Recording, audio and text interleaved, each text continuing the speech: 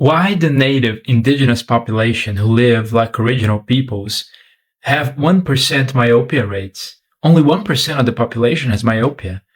And meanwhile, in developed populations like South Korea, 95% of young people are myopic.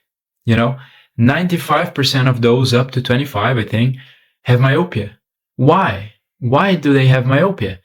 They have myopia because they are not exposed to sunlight enough. And sunlight, a lot of luminescence upon you prevents myopia. Meanwhile, staying indoors and looking at your phone, or just staying indoors in general, staying away from the sun, causes myopia. 70% of the incidence of myopia can be explained by lower light levels, lower photon levels, because you're inside your house. So there are lower photon levels coming upon you. And artificial lights explain about 10%, and 20 to 30% happens to be explained by looking at close-up objects, by reading books, by staring at a chalkboard. Anything that's up close will also cause myopia, about 20 to 30% of the explanation. But the majority of the explanation is 70% is a lack of exposure to the outdoors. You're just not outdoors, as a child especially.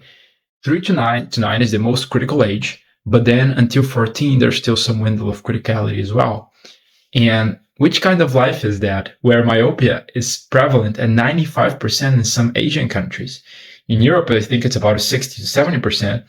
In the US, perhaps a little lower because people are more outdoors and less up close with objects. But in the whole world, the prevalence is about 30%. And keep in mind that a lot of that also is tallied up with people in countries in which they live outdoors. There's no great education system. But I think myopia maybe is a small price you have to pay for being more educated and for being indoors a ton and for living a more sedentary lifestyle. But if we had more awareness around that, I think people could take books to the outside world.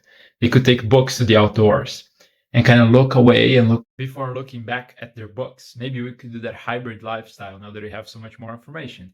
And maybe we could be part sedentary, part bookish, part nerdy and well educated, and also part outdoorish so that we could have better eyes on us.